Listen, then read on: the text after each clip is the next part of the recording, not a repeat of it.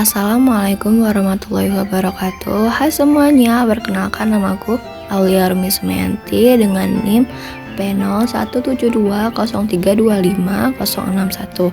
Di sini aku akan membahas tentang anatomi fisiologi kerangka tubuh manusia. Selamat menyaksikan. Pengertian anatomi dan fisiologi. Pengertian anatomi. Anatomi berasal dari bahasa Yunani ana yang berarti memisahkan dan tome yang berarti memotong. Jadi secara harfiah anatomi berarti ilmu yang mempelajari struktur tubuh dengan cara mengamati atau membedah anatomi, menjelaskan bentuk, ukuran, letak, dan hubungan antar organ tubuh. Contohnya letak paru-paru berada di rongga dada, jantung berada di antara paru-paru, ginjal di bagian belakang perut, dan lain-lain. Pengertian fisiologi. Fisiologi berasal dari kata fisis, alam, dan logos, ilmu, yang berarti ilmu tentang fungsi normal tubuh manusia. Fisiologi membahas bagaimana setiap organ bekerja secara individual maupun bersama-sama. Misalnya, bagaimana jantung memompa darah, bagaimana paru-paru menukar oksigen dan karbon dioksida, atau bagaimana otot berkontraksi saat kita bergerak. Jenis-jenis anatomi. Anatomi terbagi menjadi 4. Yang pertama ada anatomi makroskopis yang mempelajari struktur yang bisa dilihat langsung seperti tulang dan otot. Yang kedua ada anatomi mikroskopis yang mempelajari struktur kecil seperti sel dan jaringan, seperti jaringan dan sel pada paru-paru. Yang ketiga ada anatomi sistemik yang berada berdasarkan sistem tubuh, misalnya sistem rangka, sistem pencernaan, dan lain-lain. Yang keempat ada anatomi regional yang berada berdasarkan area tubuh tertentu seperti kepala, dada, atau perut. Posisi anatomi. Posisi anatomi adalah posisi standar tubuh manusia yang digunakan sebagai acuan untuk mendeskripsikan letak atau arah bagian tubuh dalam ilmu anatomi. Posisi ini penting agar tidak terjadi kebingungan dalam mendeskripsikan struktur tubuh. Ciri-ciri posisi anatomi. 1. Tubuh berdiri tegak lurus. 2. Kepala dan mata menghadap ke depan. 3. Tangan di sisi tubuh. 4.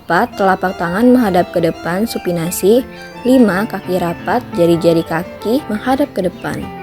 Istilah arah dalam anatomi. 1. Superior di atas. 2. Inferior di bawah. 3. Anterior ventral di depan. 4. Posterior dorsal di belakang. 5. Medial mendekati garis tengah tubuh. 6. Lateral menjauhi garis tengah tubuh. 7. Proksimal lebih dekat ke titik asal, biasanya di tubuh pusat. Sering dipakai untuk anggota tubuh distal jauh lebih baik dari titik asal tubuh. Superficial dekat dengan permukaan tubuh. Dalam deep jauh dari permukaan tubuh. Ada 2 jenis kerangka di dalam tubuh, yaitu kerangka aksial dan kerangka apendikular. 1. Kerangka aksial. Kerangka aksial adalah bagian utama dari sistem rangka manusia yang terdiri dari tulang-tulang yang terletak di sepanjang sumbu tengah tubuh. Kerangka ini membentuk poros tubuh dan berfungsi sebagai penopang utama, tempat melekatnya otot-otot utama, serta pelindung organ-organ vital seperti otak, jantung, dan paru-paru. 2. Kerangka apendikular.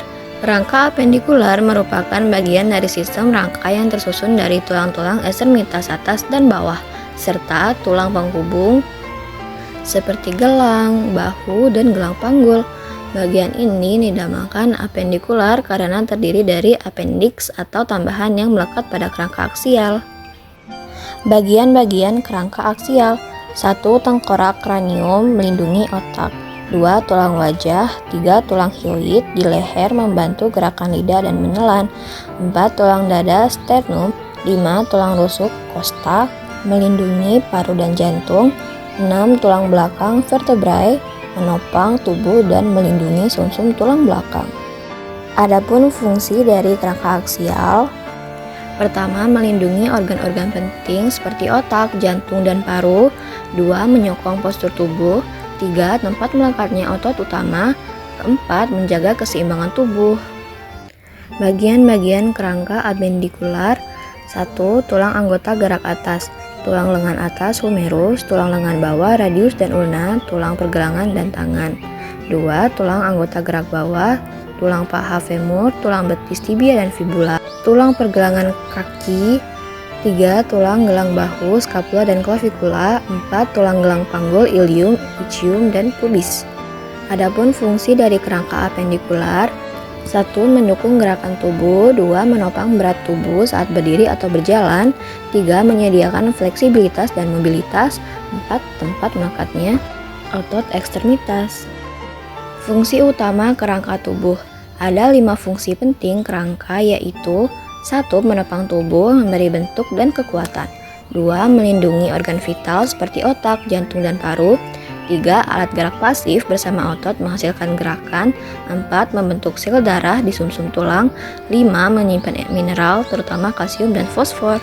Kesimpulannya, jadi anatomi adalah struktur tubuh, fisiologi adalah fungsinya, dan kerangka tubuh adalah fondasi utama dari sistem tubuh kita.